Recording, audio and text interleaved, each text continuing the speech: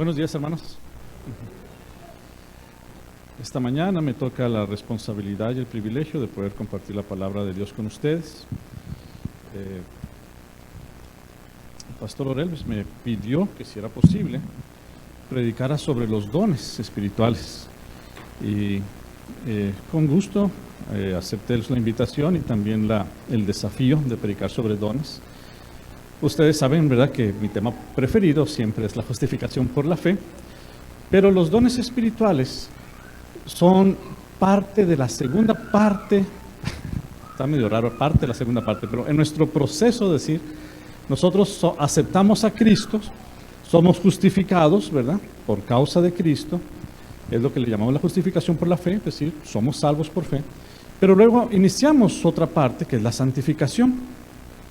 Y bueno, hay en mi estudio personal, ¿verdad?, sobre el proceso de santificación y algunos libros que me ha tocado leer, especialmente del pastor R.N.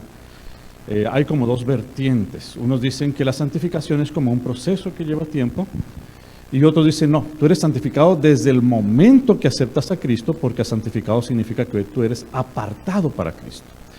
Independientemente de las dos vertientes de pensamiento dentro del adventismo, ambas están de acuerdo que el proceso de santificación o la etapa de santificación no significa que ya no volvemos a pecar, no significa eso. Significa realmente que ahora hemos cambiado de dirección. Nuestra vida lleva una orientación diferente. Antes íbamos en este rumbo y ahora vamos en el rumbo completamente diferente. Y de eso vamos a hablar hoy. El tema le llamé dones espirituales atómicos.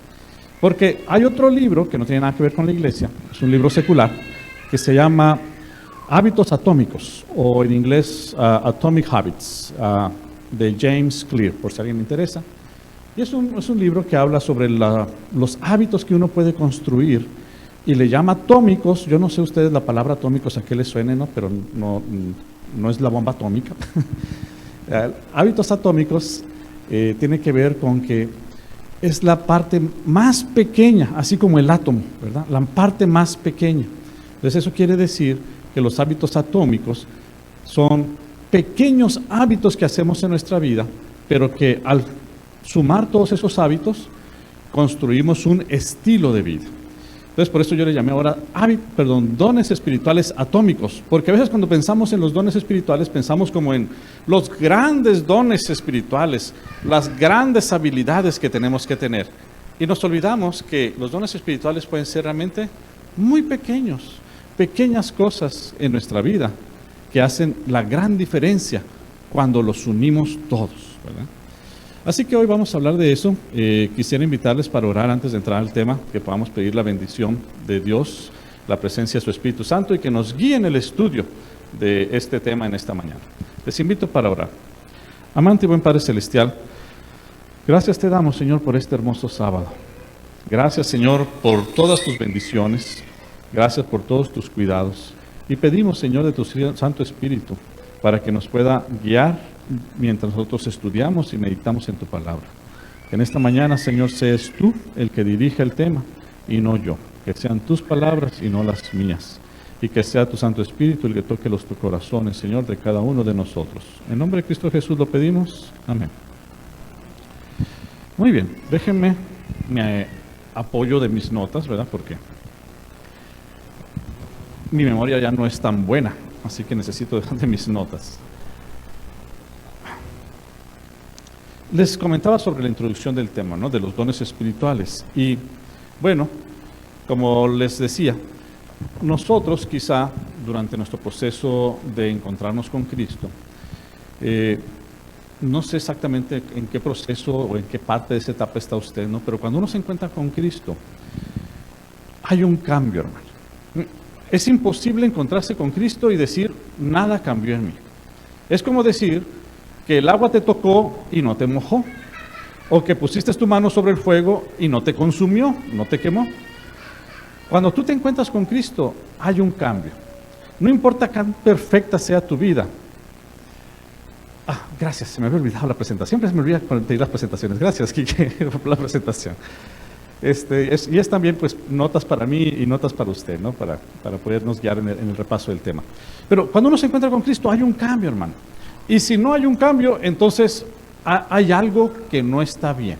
Tenemos que revisar. Si yo me encontré con Cristo y no hay un cambio, algo no está bien, hermano. Hay que revisar entonces tu vida espiritual. Porque debe haber un cambio. Es como les digo, es algo natural. Es como meter tu mano al agua, es como meter tu mano al fuego. Tú sientes, ¿verdad?, que se te humedeció la mano o se te está quemando la mano. Si tú te encontraste con Cristo y no hubo un cambio, haz una pausa y asegúrate de encontrarte con Cristo. Porque si te encontraste con Cristo y no hubo cambio, algo no está bien.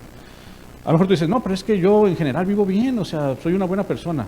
Bueno, hay algunos versículos, no sé si lo puedas poner más adelante, ¿verdad?, que nos recuerdan que de hecho no, hermano. No importa qué tan bueno creas tú que eres, todos vivimos en pecado. Hay varios versículos, yo nada más puse 2 aquí, ¿verdad? El corazón es engañoso. Incluso si tú crees que te conoces a ti mismo, no te conoces, hermano. Quien realmente te conoce es solamente Cristo Jesús, solamente es Dios. Tú te puedes engañar incluso a ti mismo, pensando y creyendo que tú eres bueno, pero no lo eres. Por otra parte, todas las cosas buenas que hacemos no son más que trapos de inmundicia. ¿Por qué? Porque las intenciones atrás de esas buenas obras llevan algo que quiere algo para nosotros de ganancia, algo de favor para nosotros, ¿verdad? Aunque sea una mejor imagen. Entonces, empecemos de ese punto, ¿verdad? Como nuestro baseline. Es el punto de partida. Nosotros no somos buenos, por lo tanto, cuando nos encontramos con Jesucristo, que es sublimemente bueno, hay un cambio en nosotros. Nos damos cuenta de nuestra pecaminosidad, ¿verdad? Esa es la primera parte que quisiera poner en claro. Ahora, cuando nosotros nos encontramos con Cristo, entonces hay un cambio, que del que estamos hablando, es un cambio diametral. Íbamos en esta dirección y ahora vamos en la otra. Pero no significa que ya no pecamos. ¿Hay caídas en la vida del cristiano? Sí las hay, hermano. Entonces, ¿cuál es la diferencia entre un pecador y alguien que es cristiano? Bueno, la diferencia es que el pecador, cuando peca, no siente ningún tipo de remordimiento, no siente ningún tipo de ¿qué se puede decir? Algo que le diga que está mal. Él sigue pecando y sigue pecando porque no hay nada que le diga que está haciendo algo malo. El cristiano, cuando peca, se da cuenta que hizo algo malo, algo que ofendió a Dios. Y entonces, ese Espíritu Santo que está hablando a tu mente, te lleva de vuelta a los pies de Jesús en la cruz y vuelves a pedir perdón y sigues tu camino, tratando de seguir en el mismo camino que lleva hacia Dios. Sí, estamos más o menos en el mismo canal, ¿sí? Los pecadores pecan, pero no tienen ningún deseo de arrepentimiento. El cristiano peca, pero él desea arrepentirse, porque él desea hacer la voluntad de Dios. Ahora que hemos establecido que somos salvos por la fe, que nos encontramos con Cristo, que hay un cambio, y ese cambio significa que nosotros ahora tenemos una orientación diferente, queremos hacer la voluntad de Dios. Ahora estamos hablando de esa etapa que les hablo, la etapa de la santificación, esta etapa donde nosotros ahora queremos hacer la voluntad de Dios, y cuando queremos hacer la voluntad de Dios, entonces viene otra parte que a veces nos confunde. ¿Y de qué parte estoy hablando? Bueno, estoy hablando acerca precisamente del fruto del Espíritu Santo y de los dones espirituales. Y a veces nos confundimos con esa parte, pensamos que son la misma, el fruto del Espíritu Santo y los dones espirituales. Ahora bien, algunos textos que tenían que ver con el hecho de que nosotros nos encontramos con Cristo y hay un cambio en nosotros, ¿no? Y esa cita al final es una cita del discurso maestro de Jesucristo que antes de pasar a la siguiente parte sí me gustaría mencionar. El perdón de Dios no es solamente un acto judicial por el cual libra de la condenación. El perdón no solamente lo libra de la condenación, hermanos. No solamente te libra del pecado, te perdona del pecado. No. No solo el perdón por el pecado, es también una redención del pecado. Es la efusión del amor redentor que transforma el corazón. David tenía el verdadero concepto del perdón cuando oró: crea en mí un Dios, un corazón limpio, y renueva un espíritu recto dentro de mí. ¿Qué significa? Bueno, que el cristiano no solamente va a los pies de Cristo para pedir que se le perdonen los pecados. Claro que vamos por eso. Pero también vamos para pedir que seamos transformados.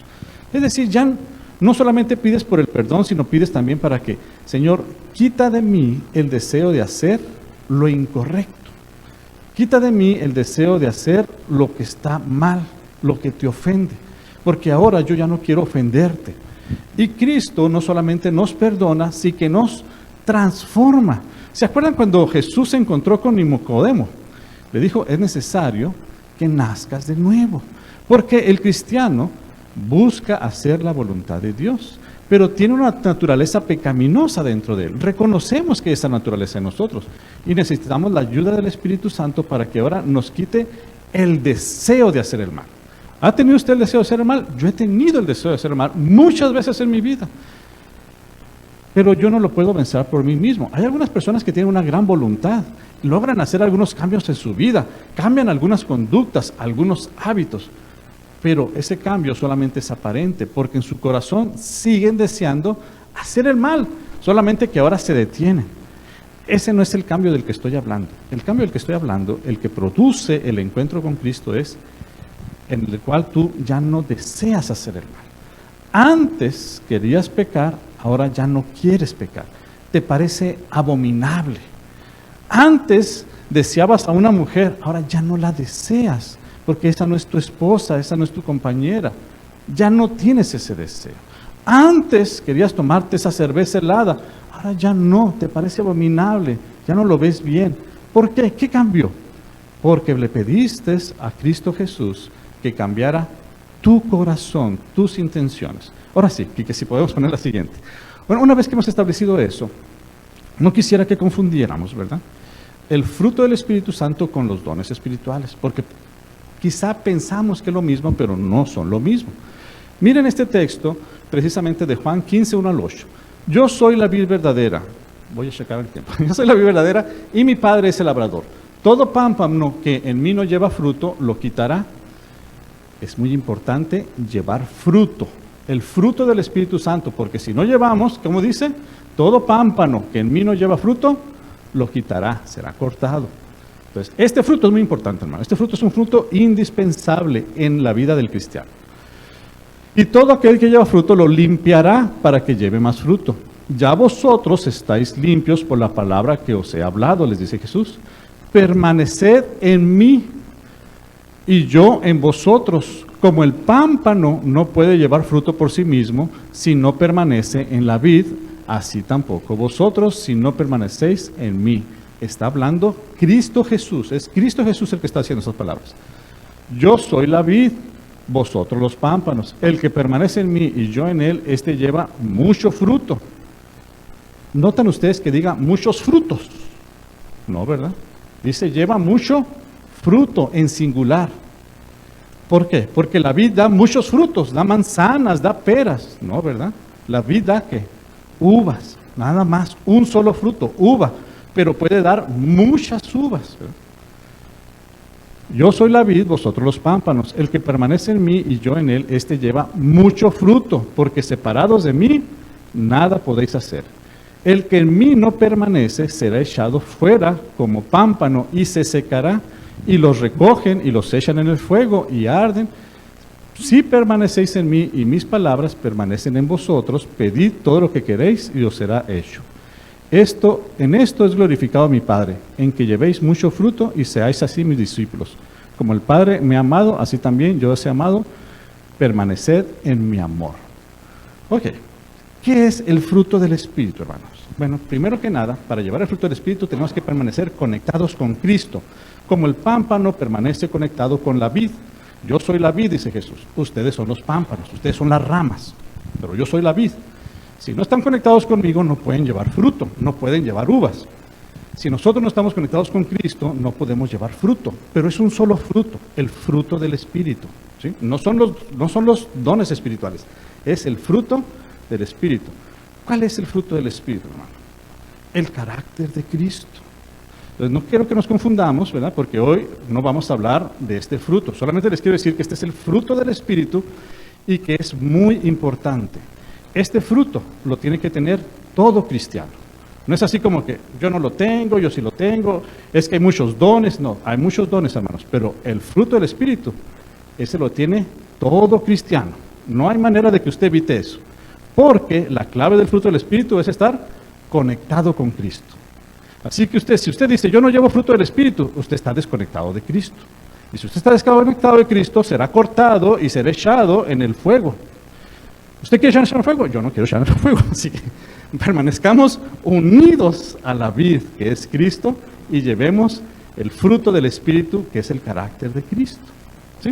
Ahora, ¿podemos crecer en el carácter de Cristo? Sí, podemos llevar mucho fruto, crecer más y más y más en el carácter de Cristo, asemejarnos más y más y más en reflejar el carácter de Cristo. Sí podemos crecer, a eso se le llama mucho fruto.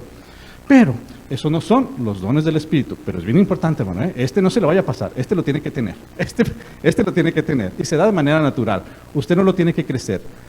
Este se da de manera natural cuando usted está conectado con Cristo. Al estar conectado con Cristo, Cristo hace que en usted nazca el espíritu o el carácter de Cristo. ¿Está bien? Ahora sí, pasemos al siguiente, de lo que vamos a hablar. Por otra parte, si hablamos sobre los dones espirituales, Dios en su soberanía dota a sus creyentes de diferentes dones, como Él le conviene. Dios nos da diferentes dones, y ustedes pueden leer la cita que está ahí, ¿no? Pero nos da diferentes dones. Los dones espirituales son esos dones que encontramos allá en Romanos y en otras epístolas de Pablo, que habla sobre diferentes habilidades que cada uno de ustedes tiene, o que yo tengo, ¿verdad? Pablo lo pone de la siguiente manera en Romanos, porque de la manera que un cuerpo tiene muchos miembros, pero no todos los miembros tienen la misma función, así nosotros, siendo muchos, somos un cuerpo en Cristo y todos miembros los unos de los otros. De manera que teniendo diferentes dones, según la gracia que se nos da, si el de profecía, úsese conforme a la medida de la fe. Si de servicio, en servir. El que enseña, enseñe. El que exhorta, en exhortación. El que reparte, con liberalidad. El que preside, con solicitud. El que hace misericordia, con alegría. Los dones del Espíritu, que ya dijimos que son diferentes al fruto del Espíritu, son diferentes para cada quien. Si los ponemos en términos quizá un poco más prácticos, bueno, aquí habíamos un grupo de hermanos que nos gusta jugar voleibol, ¿verdad? Pero todos jugamos de una manera diferente y tenemos habilidades diferentes, ¿verdad? Alex, por ejemplo, es súper rápido. Yo no sé cómo le hace, pero él por la arena camina por todas partes y llega a todas las pelotas. Yo no, yo soy más lento, ¿verdad? Sergio es como una especie de portero en la cancha, ¿no? Se tira siempre por las pelotas y las alcanza y les pega.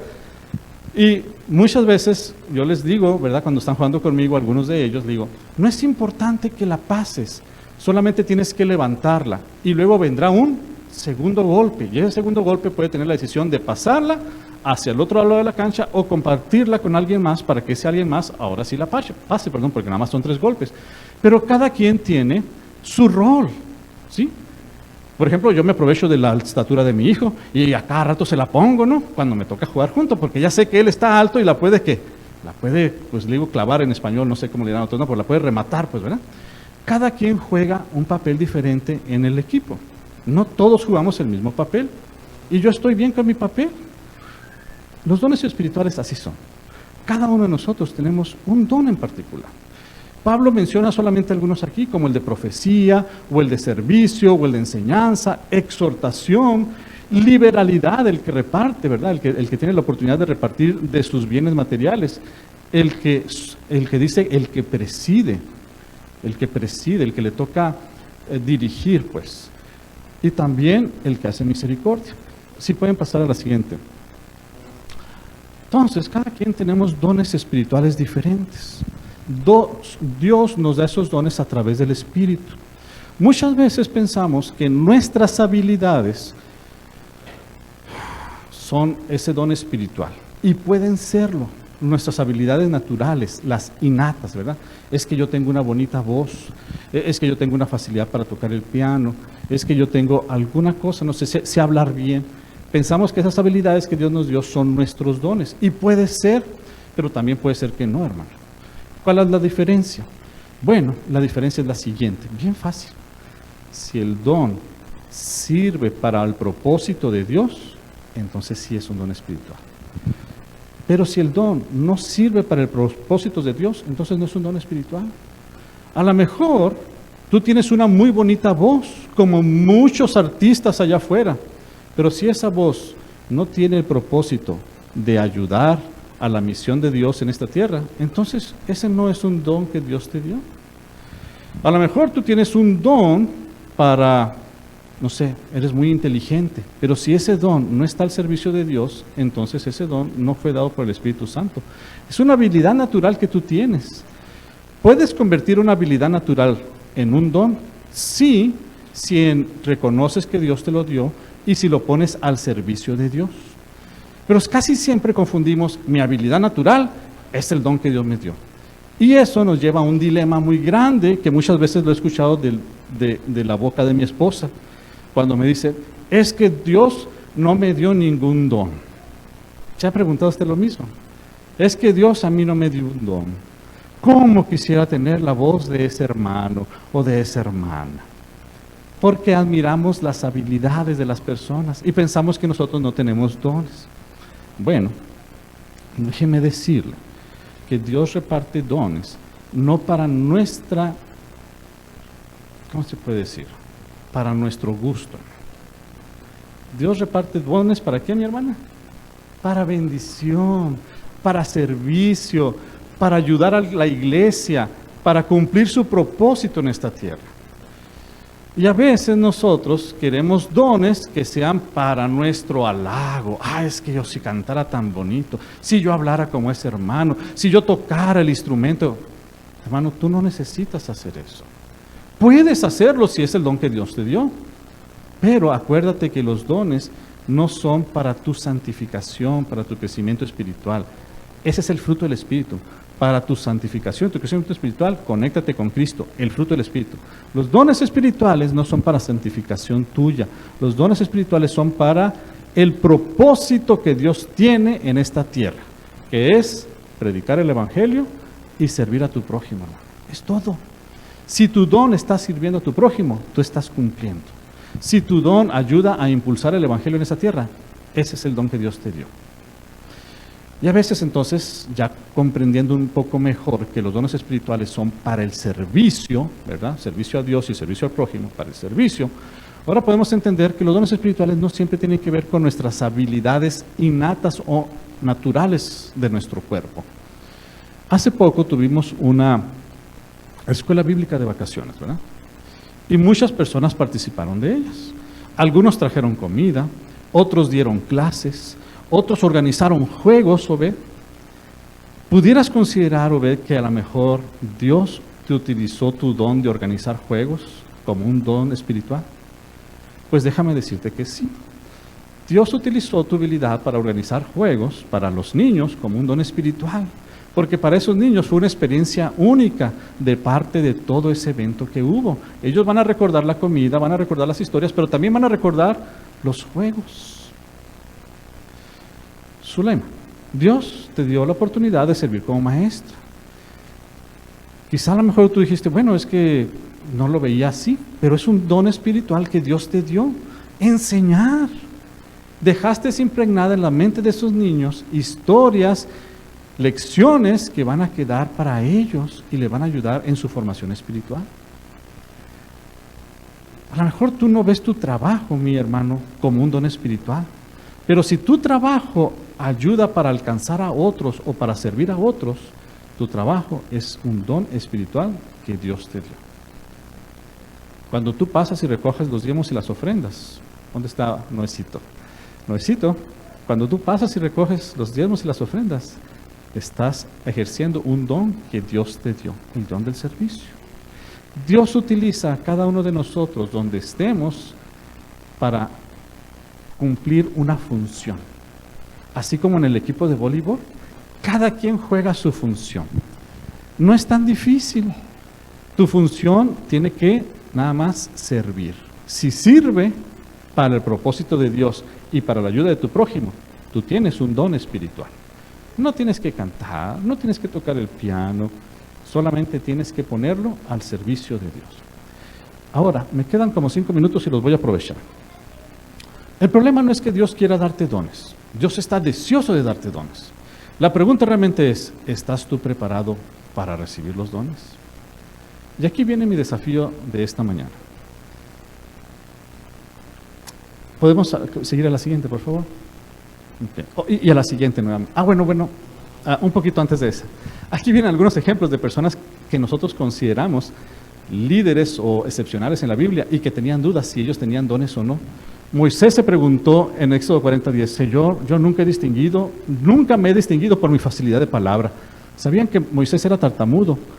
Y sin embargo, Moisés fue ese gran líder que llevó al pueblo de Israel desde Egipto hasta las fronteras de la tierra prometida. Fue Dios, obviamente, ¿no? Pero utilizando a Moisés. Pero Moisés tenía dudas de si él tenía el don. Jeremías dijo, soy demasiado joven, me contestó el Señor, porque debes ir a donde quiera que te mande y decir todo lo que te diga. No le tengas miedo a la gente porque estaré contigo y te protegeré. Yo, el Señor, lo he hablado. Jeremías pensaba que era demasiado joven. ¿Crees que eres demasiado joven? No eres demasiado joven. Dios te puede utilizar en tu juventud. Gedeón dijo, pero Señor, objetó Gedeón, ¿cómo voy a salvar a Israel? Mi clan es el más débil. Esa palabra débil en hebreo también se puede traducir como pobre.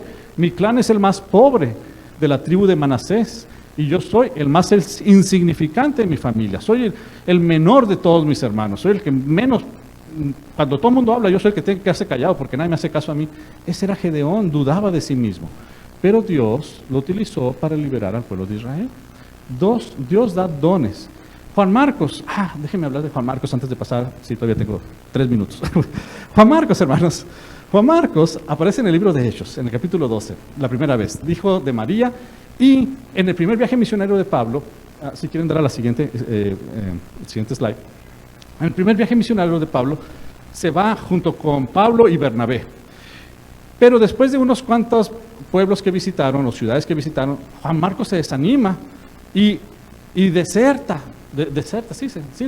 o sea, renunció y dijo, no, esto está muy peligroso para mí, yo me voy. Y entonces, tiempo después, hicieron un segundo viaje misionero, Pablo y Bernabé, un segundo viaje misionero. Y Bernabé dijo, yo me quiero llevar a Juan Marcos. Y Pablo dijo, no, porque este es un desertor, este a la mitad del camino se nos regresa, este no nos sirve, yo no lo quiero. Pero Bernabé dijo, no, yo sí me lo quiero llevar, es mi sobrino, yo le quiero dar una segunda oportunidad. Llegó a tanto la discusión que se separaron, Luis. Dijo, Pablo, yo me voy con uno, que es Silas, y tú, Bernabé, vete allá con tu sobrino, el desertor, vete para allá con Juan Marcos. Así se fueron, hermanos. Lucas, que es el que escribe el libro de Hechos, ¿verdad? Ahí si lo quieren leer, léanlo. En el capítulo 12 hasta el capítulo 16. Ahí está la historia esta. Entonces, lo único bueno que Lucas, el que escribe el libro de Hechos, no toma partido ni a favor de Pablo ni a favor de Bernabé.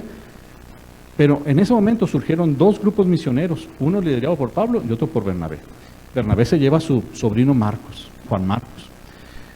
Con el tiempo, mucho tiempo después, Pablo le envía una carta a Filemón y le dice que Juan Marcos, de hecho, es un colaborador en la fe. Pablo le llama a Juan Marcos colaborador en la fe, lo reconoce como uno de ellos. Y más adelante, cuando Pablo está encarcelado en Roma, le manda 2 cartas a Timoteo, primera de Timoteo y segunda de Timoteo. Y en la segunda carta de Timoteo, ¿saben qué le dice Pablo a Timoteo? Tráeme a Juan Marcos, porque me es útil para la obra del Evangelio. Lo reconoce no solamente como un colaborador, sino como alguien cercano a él. Tráemelo acá, le dice, a Roma, para que esté conmigo, porque me es útil en el Evangelio. Pero lo más asombroso de Juan Marcos, hermanos, es que Juan Marcos escribió la epístola de Marcos, la que está justamente después de Mateo, la epístola de Marcos. Este Marcos, el desertor, el que parecía que no tenía un don, no solamente se convierte en un misionero, se convierte en un escritor, el escritor de la epístola de Marcos. Así que nunca te desanimes, mi hermano. Ahora sí, pasamos a la siguiente. La última parte, que ya tenemos que terminar. Y lo voy a hacer ahora en 1 minuto nada más. El problema no es si Dios quiere repartir dones o no, hermanos. Dios quiere repartir dones. Dios te quiere utilizar, así como utilizó a Juan Marcos, así como utilizó a Moisés, así como utilizó a Gedeón. El problema es, ¿estamos tú y yo listos para recibir los dones espirituales? Esta semana yo quiero iniciar un desafío y lo quiero compartir con ustedes. Les voy a llamar oraciones peligrosas. Quiero que hagamos oraciones peligrosas. Y déjenme explicarles qué significa esto. Bueno, normalmente nuestras oraciones son oraciones seguras. Señor, gracias por tus bendiciones, síguenos cuidando, cuida de mi familia, danos salud, amén. ¿No es cierto? Señor, dame trabajo, por favor, ayúdame a encontrar un trabajo si no lo tengo, amén. Señor, manténme en mi trabajo, cuida de mi familia, danos bendiciones, amén. Yo le llamo oraciones seguras. Siempre pedimos cosas seguras, que nos dé seguridad. Pero ¿qué tal? ¿Qué tal?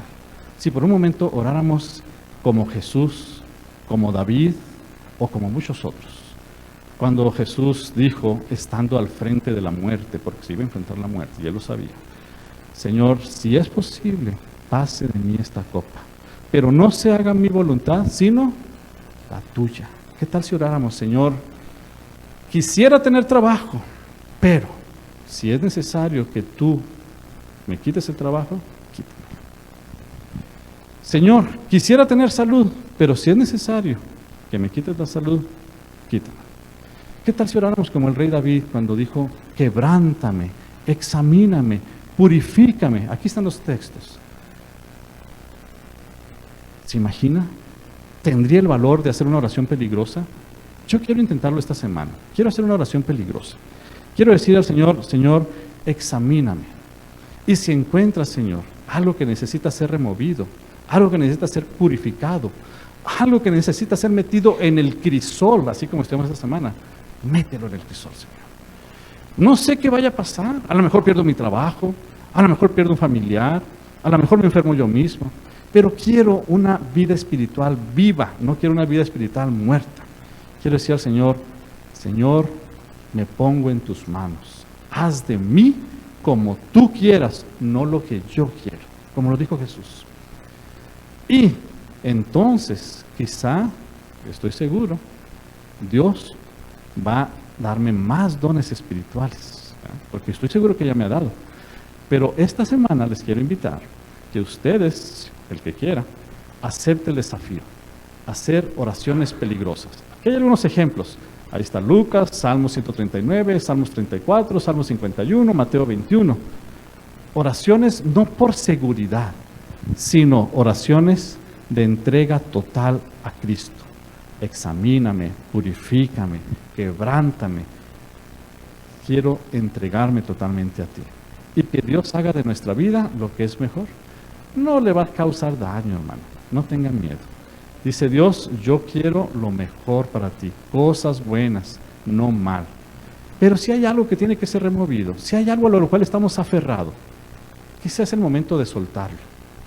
Si lo ponemos en las manos de Dios y decimos, purifícame, quebrántame si es necesario. Bueno, este es el tema de esta mañana. Mi invitación con ustedes, se las renuevo, ¿verdad? Que podamos tener el valor de pedirle a Dios que haga los cambios que sean necesarios en nuestra vida.